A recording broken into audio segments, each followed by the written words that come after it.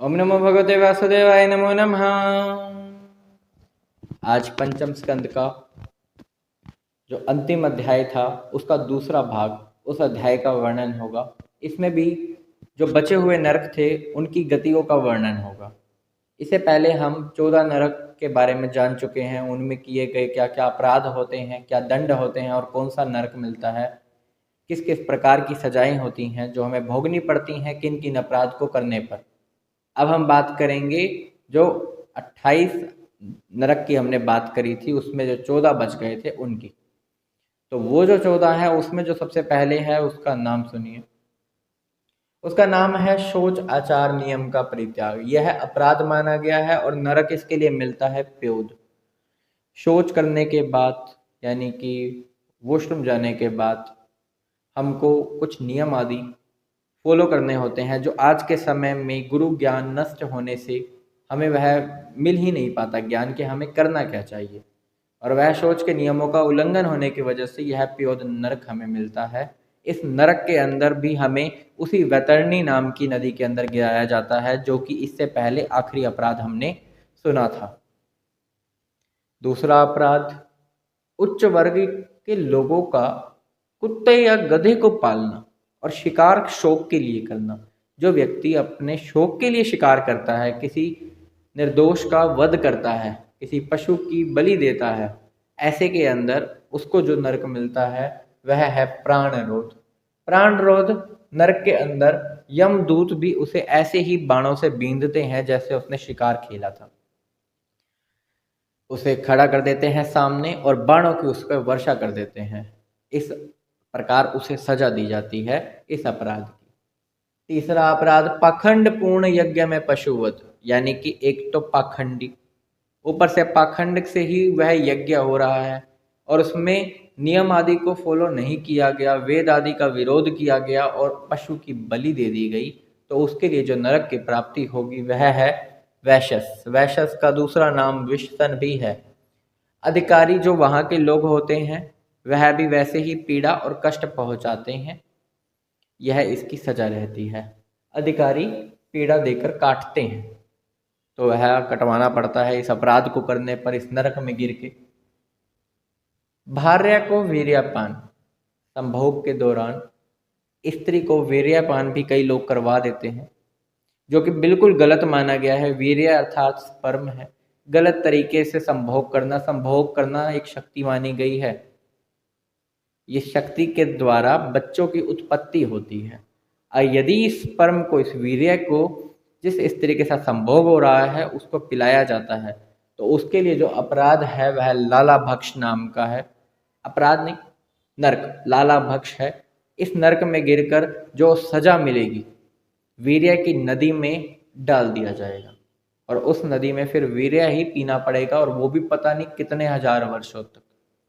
बड़ी ही कड़ी सजा है इसकी, ऐसा कदापि नहीं करना चाहिए।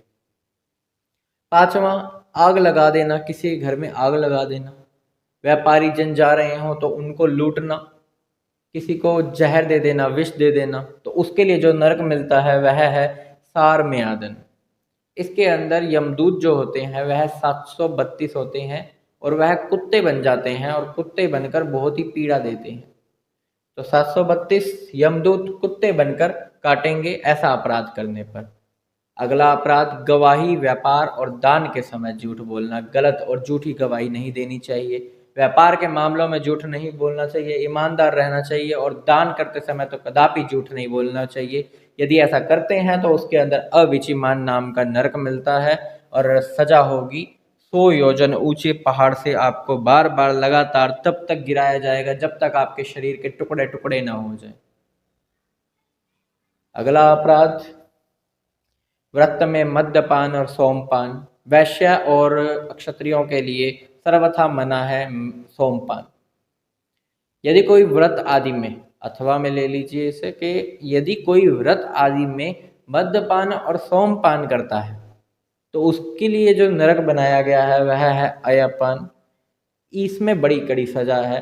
मुंह के अंदर गरम गरम तपा हुआ, बिल्कुल पिघला हुआ लोहा मुंह के अंदर डाल दिया जाता है, जिससे उसका पूरा मुंह जलकर राख हो जाता है।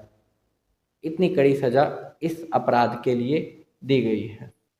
आगे के अपराधों को जानते हैं, उनमें कौन सा नरक मिलता है और कौन सी सजाएं मिलती हैं, वह सुनते हैं। जो 8वां अपराध होगा, जन्म तप विद्या वर्ण इनका सत्कार नहीं करता कोई जीव यदि वह निम्न वर्ग में उत्पन्न होता है तो। उस वर्ग में उत्पन्न होने पर यदि वह उनका सत्कार नहीं करेगा तो अक्षार कदर्म नाम का नरक मिलता है और यहाँ पर उसे अनंत ही पीड़ाओं को सहना पड़ता है। अनंत पीड़ा, इतनी कि अनंत। 9वां अपराध, स्त्रियों का पुरुषों को पशु समान खा जाना।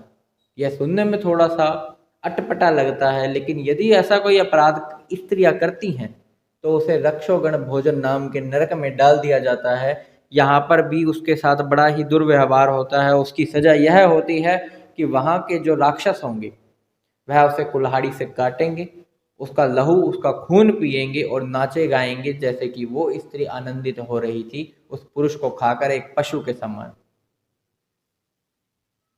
अगला अपराध 10वां, किसी निरपराध जीव को बहला फुसलाकर किसी गांव या कस्बे से बुलाकर उसको उलझाकर कांटों से बांध देना, रस्सी से बांध देना, यह भी एक अपराध है और इस अपराध के लिए शूल प्रोत नाम का नरक है। नरक के भयानक भयानक पक्षी उसे नोचेंगे। 11वां अपराध, सर्पों के समान जीवों को पीड़ा देना। सर्प यहाँ पर क्रोध को कहा गया है कि किसी को क्रोध की नज़र से देखना और उस जीव को पीड़ा देना, यानी कि कुछ व्यक्ति ऐसे होते हैं जिनका स्वभाव बड़ा ही उग्र होता है, बड़ा ही तेज होता है। तो उग्र स्वभाव के व्यक्ति जो जैसा दूसरों के साथ बिहेव करते हैं उन्हें भी नरक मिलता है दंडशुक नाम का, और इस नरक के साथ उन्हें 7 मुंह वाले जो सर्प होते हैं वह नोच नोच कर खा जाते हैं, निगल जाते हैं जैसे कोई चूहे को निगल गए। यह उसकी सजा होती है। 12वां, किसी को कोठों में या गुफाओं में बंद कर देना या डाल देना तो अवट निरोधन नाम का नरक मिलता है और यहाँ पर एक विषैली आग होती है, यानी कि जहरीली आग, और उसके धुएं से उसको घोटा जाता है, उसका मुंह उस धुएं के अंदर दिया जाता है जानबूझकर। वह उसके अपराध की सजा होती है। जो ऐसा अपराध करेगा वो यही पाएगा। अतिथि को क्रोधित और कुटिल नज़रों से देखना। अपने घर यदि कोई मेहमान आते हैं तो वह भगवान समान माने जाते हैं, और यदि उनको कोई कुटिल नज़रों से देखता है, उनके साथ दुर्व्यवहार करता है, उनका अपमान करता है, चाहे वो कोई भी हो, यदि वह अतिथि है, तो ऐसा करने पर पर्यावर्तन नाम का नरक मिलता है। नेत्रों को नोच लिया जाएगा सजा के लिए। कंक, बटेर, गिद्ध, काक, ऐसे ऐसे जो जीव होंगे वहाँ के, वह आपकी आंखों को नोच लेंगे यदि आप ऐसा अपराध करते हो तो। पैसों के पीछे पागल 14वां, यानी कि यह 28वां यहाँ पूर्ण हो जाएंगे। पैसों के पीछे यदि कोई ज़्यादा ही पागल होता है कि मैं धन खर्च नहीं करूँगा, मैं अपने पास बचा के रखूँगा, मैं तो और इकट्ठा करूँगा, जरूरत की चीज़ें भी नहीं लेना, सिर्फ पैसे पैसे और पैसों पर ही ध्यान देना, किसी जीव पे तो ध्यान ही नहीं देना, और पैसों के पीछे जो बावरा हुआ उसको नरक मिलेगा सूची मुख नाम का, और वहाँ के जो दूत और दूतियाँ होंगे वह उसे सुई धागे से सिएंगे। इतना ऐसा अपराध, ऐसी सजा ऐसी ही मिलेगी। हमने यहाँ पर वर्णन किया 28 का। कुछ लोग इन्हें 21 में बताते हैं, उनमें यह 7 नहीं गिने जाते, तो बाकी 21 ही बचते हैं। और जब हम इन 28 को गिनते हैं तो ऐसे ऐसे कोई ज़रूरी नहीं है 28 ही हों।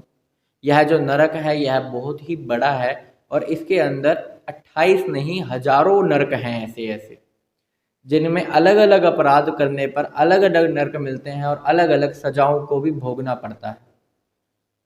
इसमें तो केवल इतना ही बताया गया था। जो पुरुष शुद्ध भाव से इसको सुनता है या सुनाता है, उसकी बुद्धि भक्ति में शुद्ध हो जाती है, उसका मन भी बिल्कुल साफ हो जाता है, वह अपने आप को एक सूक्ष्म जीव महसूस करने लगता है। एक जीव जो सूक्ष्म हो, छोटा हो, वह महसूस करने लगता है। तो यहाँ पर सुखदेव जी राजा परीक्षित को कहते हैं कि अब मैंने तुम्हें पूरे भूमंडल के बारे में, जितने द्वीप थे, सागर थे, पर्वत थे, नदियाँ थी, उनके बारे में, यहाँ तक कि ग्रहों तक के बारे में बता दिया। और यहाँ पर जो अंतिम अध्याय था नरकों का भी वर्णन हो गया। और यहाँ पर इस अध्याय का ही नहीं, यहाँ पर इस स्कंद का भी समापन होता है। इसके बाद छठा स्कंद शुरू होगा।